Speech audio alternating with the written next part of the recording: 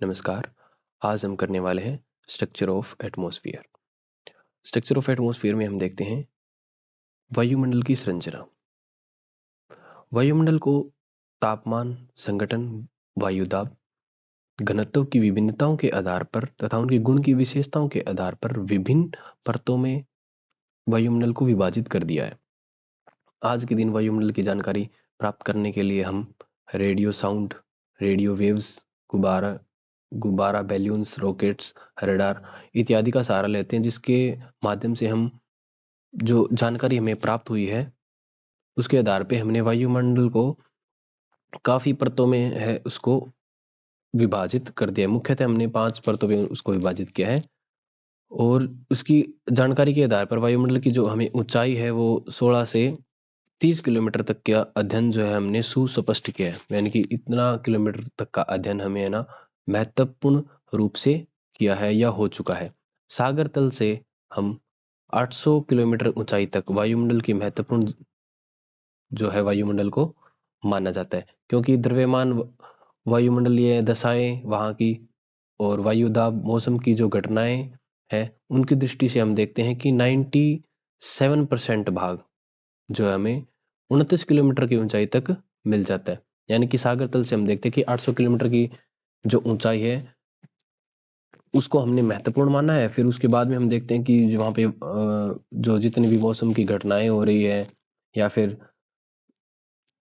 वायुमंडलीय जो दशाएं हैं उनकी वो कैसी है, और उस प्रकार से हम देखते हैं कि 95% जो भाग है हमारा वो 29 किलोमीटर तक ऊंचाई तक 29 किलोमीटर की ऊंचाई तक हमें देखने को मिलता है। वायुमंडल की संरचनाओं को हमने 2 आधारों में विभाजित किया है, एक तो तापीय विशेषता और दूसरी है रासायनिक विशेषता। और तापीय विशेषताओं टेम्परेचर तथा वायुदाब की विशेषताओं के आधार पर एस पीटर्स ने पृथ्वी की चारों ओर जो हमारा वायुमंडल है उसको 5 परतों में विभाजित किया है।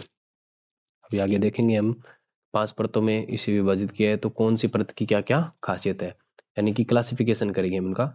तो सबसे पहले है हमारा अक्षोभ मंडल, फिर समताप मंडल, फिर मध्य मंडल, आयन मंडल और बाह्य मंडल। इन 5 परतों में है इन्होंने विभाजित किया है किसने, एस पीटिसन, जो कि तापीय विशेषताओं के आधार पर उन्होंने विभाजित किया है इसको। तो सबसे पहले हम देखते हैं अक्षोभ मंडल में हमें क्या क्या विशेषताएं देखने को मिलती हैं।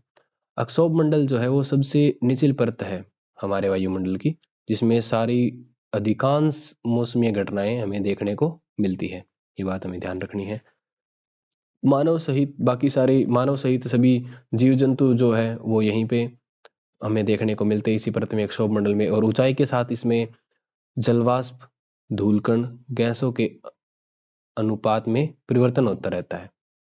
यानी कि ऊंचाई के साथ क्या होगा, इसमें जो गैस है, जलवाष्प है, धूलकण है वो कम होते जाएंगे। क्यों? क्योंकि जो हमारा सरफेस है पृथ्वी का, जो हमारी पृथ्वी है उसके साथ जो टच है तो सारी चीजें तो हमें वहीं पे देखने को मिलती है, तो वो क्षोभ मंडल में हमें देखने को मिलती है। और ऊंचाई के साथ वो क्या होता है, कम हो जाता है, जिसके कारण हम इसको परिवर्तन मंडल भी बोल देते हैं।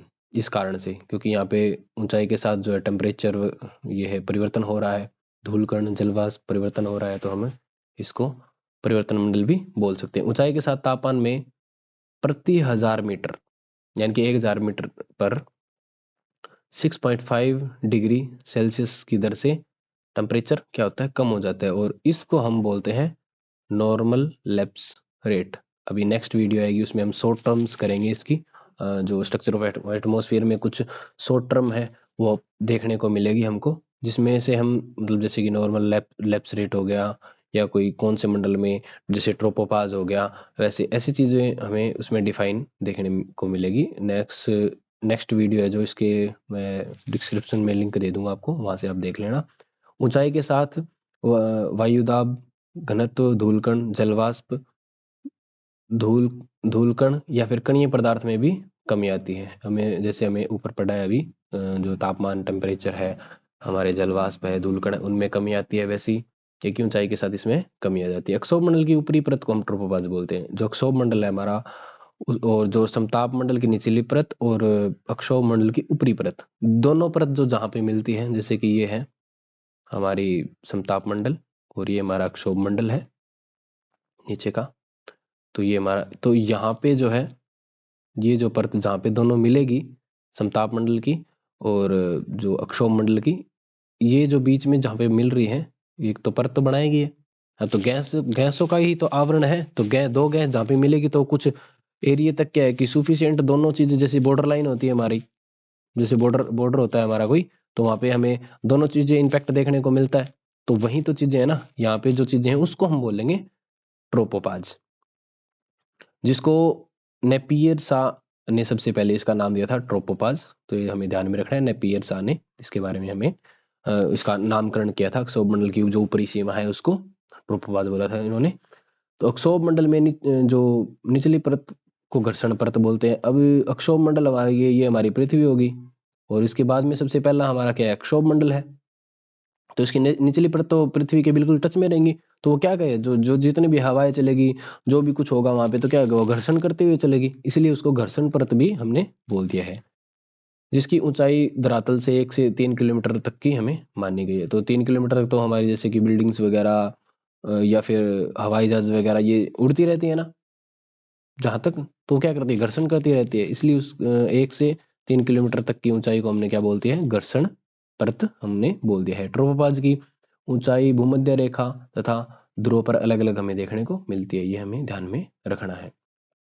ठीक है, उसके बाद में हमारा है समताप मंडल। समताप मंडल यानी कि स्ट्रेटोपाज।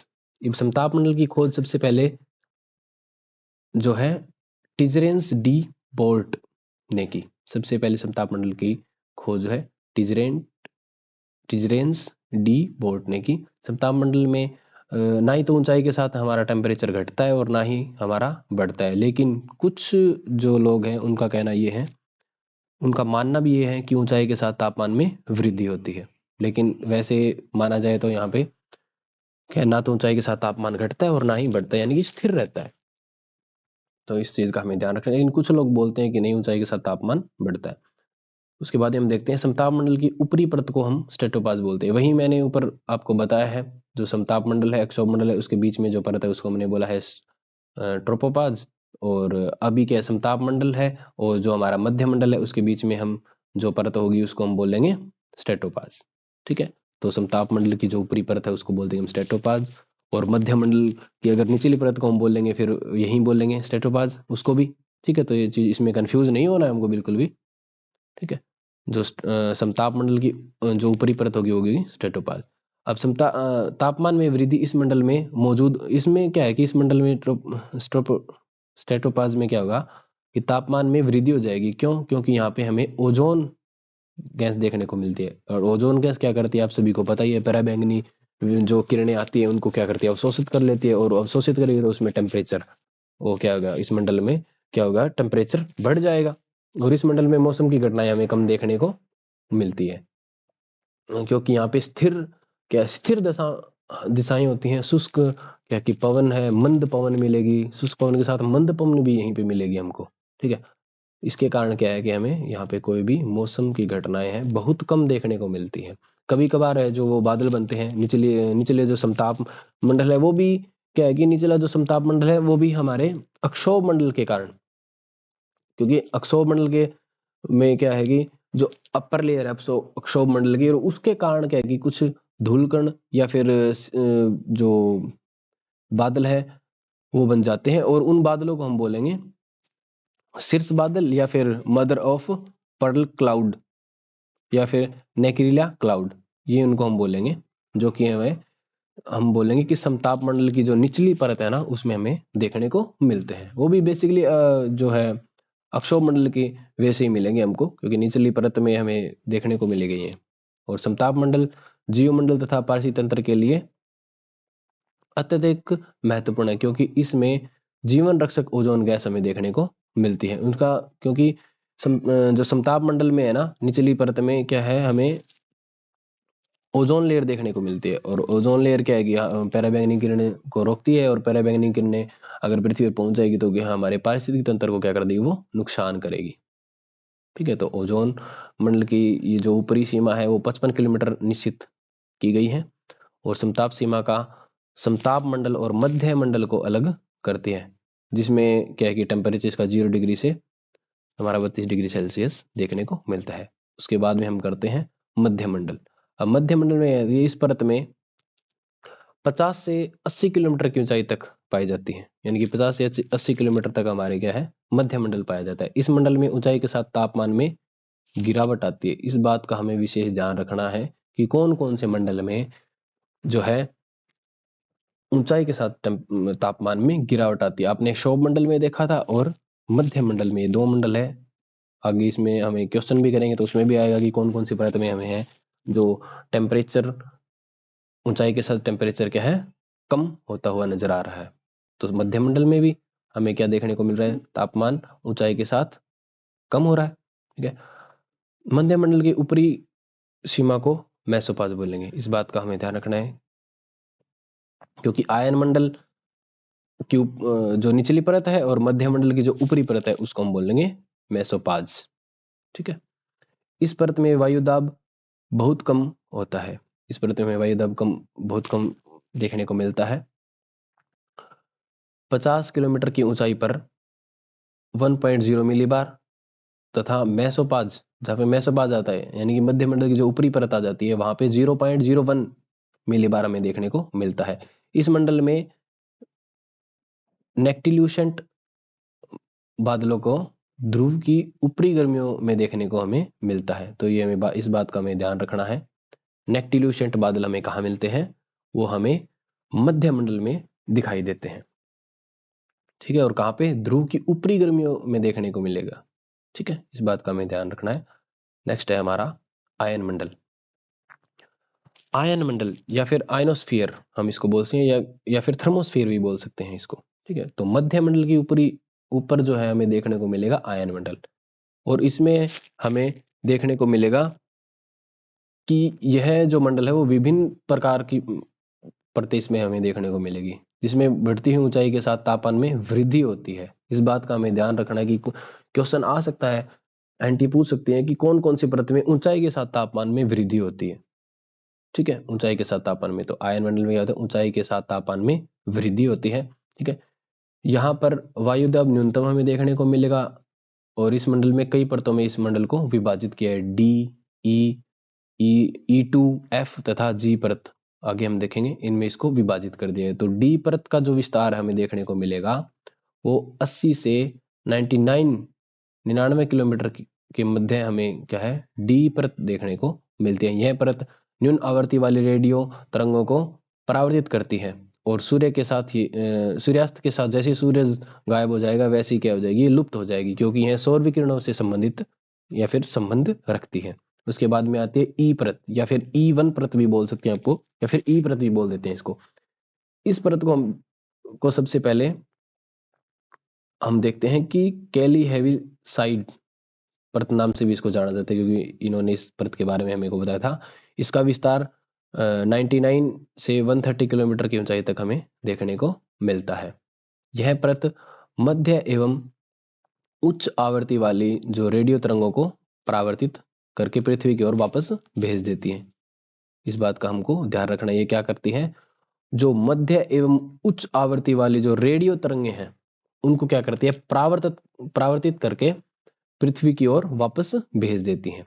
उसके बाद हम देखते हैं E2 परत, सामान्यतः 150 किलोमीटर की ऊंचाई तक पाई जाती है। इस परत का निर्माण पैराबैंगनी फोटोन के ऑक्सीजन के जो अणुओं के साथ अभिक्रिया करके क्या है कि अभिक्रिया करके यह परत बनी है। यह परत इसी कारण से सूर्यास्त के बाद लुप्त हो जाती है। इस चीज का हमको ध्यान रखना है। उसके बाद में है हमारी F परत। यह परत मध्य एवं उच्च आवृत्ति वाली रेडियो तरंगों को पृथ्वी की ओर परावर्तित करती है, और इसकी हाइट जो है वो 880 किलोमीटर तक ये हमें देखने को मिलती है। उसके बाद में हमारी है G परत। G परत क्या है कि 640 किलोमीटर की ऊंचाई तक यह पाई जाती है। संभवतः इस उपस्थिति में क्या होगी कि दिन और रात दोनों में यह रहती है, दिन और रात दोनों में रहती है, परंतु इसका पता लगाना संभव नहीं है। यह आयन मंडल की सबसे ऊपरी परत होती है। इसका निर्माण जो है वो नाइट्रोजन के परमाणुओं पर पैराबैंगनी फोटॉन्स की जो प्रक्रिया होती है ना, उसके कारण इस जी परत का क्या होता है, निर्माण होता है। ठीक है, उसके बाद में आ जाता है हमारा बाह्य मंडल यानी कि एक्सोस्फीयर।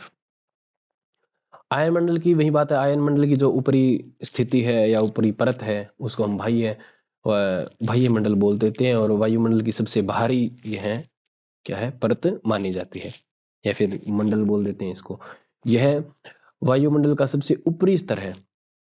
इसके बारे में बहुत ही कम जानकारी हमें उपलब्ध है, परंतु इस परत में विद्युत अवशोषित कणों की प्रधानता हमें देखने को मिलती है, जिसमें हाइड्रोजन और हीलियम गैस की प्रधानता हमें देखने को मिलती है। क्वेश्चन भी हम देखेंगे एनटी कैसे पूछती है कि बाह्य मंडल में हमें कौन सी गैसें देखने को मिलती है, तो ये हमें याद रखनी कि हाइड्रोजन और हीलियम की प्रधानता में देखने को मिलती है, दो गैसें ज्यादा देखने को मिलती है। और 1000 किलोमीटर के बाद वायुमंडल बहुत ही विरल हो जाता है, यानी कि कठिन हो जाता है उसको पहचानना या जानना, उसके बारे में जानकारी करना। और 10,000 किलोमीटर की ऊंचाई के बाद यह कम से अंतरिक्ष में विलीन हो जाता है, जो हमारा है कि अंतरिक्ष में विलीन हो जाता है। अब हम आगे करेंगे क्वेश्चन।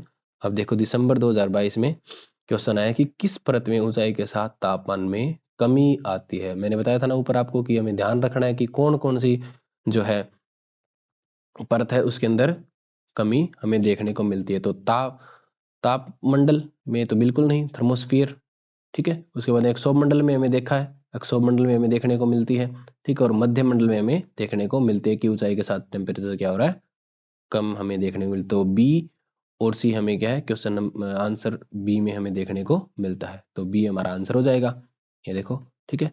उसके बाद हमारे पास नेक्स्ट क्वेश्चन है जून 2023 का। ये सभी क्वेश्चन जो मैं करवा रहा हूँ आपको प्रीवियस ईयर क्वेश्चन से पेपर से करवा रहा हूँ, तो पीछे हमें जो है क्वेश्चन आ चुके हैं उनसे। अभी है हमारे पास आयन मंडल से संबंधित ध्रुवीय ज्योति। अब हमें देखना है कि ध्रुवीय ज्योति क्या होती है। ध्रुवीय ज्योति यानी कि अरोरा ऑस्ट्रेलियाई, ये जो लैटिन भाषा का शब्द है, किस गोलार्ध क्षेत्र से संबंधित है, कौन से गोलार्ध में ये स्थित है। अब हम सबसे पहले हम देखेंगे ध्रुवीय ज्योति होती क्या है। अब ध्रुवीय ज्योति होती है कि यह एक प्राकृतिक प्रकाश प्रतिबिंब है, ठीक है। इसमें क्या हो गया, पृथ्वी के ध्रुवीय क्षेत्रों के जो ऊपरी वायुमंडल में दिखाई देती है हमको, ठीक है। और ये बनती कैसे है, जब सूर्य से आने वाली अवेशित कण, जो मोटे कण होते हैं वैसे, जैसे कि आपने देखा होगा, एग्जांपल देता हूं मैं, जब हम लकड़ी जलाते हैं तो उसके साथ है ना कि जो एनर्जी तो जा रही है ऊपर, उसके साथ धूल कण यानी कि राख वगैरह जा रही है, तो वैसा ही तो हमारा सूरज है, जो किरण आ रही है उसे रोशनी जो आ रही है उसके साथ धूल कण भी तो आ रहे हैं, ठीक है। तो धूल कण क्या कर रही है, वो धूल कण फिर क्या करते हैं कि पृथ्वी के जो चुंबकीय क्षेत्र में टकराते हैं, और वायुमंडल की जो गैसें हैं जितनी भी हमारी, जैसे ऑक्सीजन होगी, नाइट्रोजन होगी, उसके साथ क्रिया कर कर, और उसके अंदर से क्रिया करेंगे तो क्या होगा, एक चमक, जिस टकराएंगे वो कण और टकराएंगे या फिर अभिक्रिया करेंगे तो एक चमक निकलेगी, उस चमक को हम बोलते हैं ध्रुवीय ज्योति, और ये हमें देखने को मिलती है दक्षिणी गोलार्ध में, ठीक है। इस बात का हमें ध्यान रखना है। तो आपको समझ में आ गया कि ध्रुवीय ज्योति क्या होती है। जो सूर्य से जो किरणों के साथ जो कण आते हैं, उन कण के साथ जो जैसे ही वो हमारी पृथ्वी की वायुमंडल में प्रवेश करते हैं, तो वहां पे जो ऑक्सीजन है, नाइट्रोजन है, या विभिन्न प्रकार की गैस है, उनके साथ क्या करते हैं, क्रिया करते हैं। और क्रिया करने के बाद क्या है कि ये या क्रिया करते हैं या टकराते हैं, तो क्या है कि एक चमक उत्पन्न करते हैं ये, ठीक है। एक चमकते हैं उस कारण ये, ठीक है। ब्लू ब्लू कलर से या फिर नीले नीले या गुलाबी गुलाबी कलर से हमें ऐसे दिखाई देते हैं, और ये हमें दक्षिणी गोलार्ध में दिखाई देते हैं, ठीक है। इस चीज का हमें ध्यान रखना है, ये आयन मंडल से रिलेटेड है, इससे का भी हमें ध्यान रखना है। उसके बाद में हम देखते हैं जनवरी 2017 का क्वेश्चन है ये। जेट स्ट्रीम नामक पवन पट्टी पाई जाती है। ये हम जेट स्ट्रीम के टॉपिक में हम पढ़ेंगे कि कहाँ वो उच्चतम, मतलब कौन सी पट्टी में वो रहती हैं, तो ये ऊपरी अक्षोभ मंडल में हमें देखने को मिलती है, तो हमें ध्यान रखना है इसका, ठीक है। सी इसका आंसर है। उसके बाद में हम करें कौन सा एक अक्षोभ मंडल के निचले भाग तक सीमित नहीं है, यानी कि कौन सी एक घटना है या फिर कौन सा है जो अक्षोभ मंडल में हमें देखने को, वैसे तो सभी मौसम की घटनाएं हमें देखने को मिलती है अक्षोभ मंडल में, अब कौन सा नहीं दिखाई देता है वे पूछा इन्होंने कि कौन सा नहीं होता है। तो विरल व्युत्क्रमण तथा कोहरा ये हमें देखने को मिलता है नीचे ही, ठीक है। वायु अपवाह ये भी हमें देखने को मिलता है नीचे ही। वातागर व्युत्क्रमण तथा अवतलन व्युत्क्रमण ये हमें देखने को नहीं मिलता है वहां पे। ठीक है, ये चीज हमें ध्यान रखनी है। अक्षोभमंडल में ये चीज हमें देखने को नहीं मिलती है। अभिवहन व्युत्क्रमण तथा वाताग्र ये हमें अक्षोभमंडल में देखने को मिलता है। तो सी का हो गया, सी आंसर हो गया हमारा। अब करते हैं हम दिसंबर 2023 का क्वेश्चन। निम्नलिखित वायुमंडल के रासायनिक मंडल में से कौन सा पृथ्वी के धरातल से सबसे बाहर मंडल में उपस्थित होती है? अब नाइट्रोजन परत, अब क्या है कि ऊपर बाह्य मंडल में क्या है कि परत बना लेती है ये। जैसे मैंने आपको बताया था कि हीलियम और हाइड्रोजन ऐसी सी चीजें हमने बताई थी ना, तो हाइड्रोजन क्या है, हाइड्रोजन परत हमें देखने को मिलती है बाह्य मंडल में, ये हमें ध्यान रखना है। ठीक है, उसके बाद में हम करते हैं जनवरी 2017 का पेपर। निम्नलिखित वायुमंडलीय स्तरों में से किसमें लगभग 0.6 डिग्री सेल्सियस प्रति 1000 मीटर की औसत दर से ऊंचाई के साथ तापमान में गिरावट आती है? तब ये हमें अक्षोभ मंडल में हमने देखने को मिलते हैं कि टेम्परेचर इन्वर्जन की प्रोसेस जो है। ठीक है, ओके, थैंक यू। और आपको पीडीएफ चाहिए इस की तो आप geography.net टेलीग्राम पे हमें ज्वाइन कीजिए। Okay, thank you.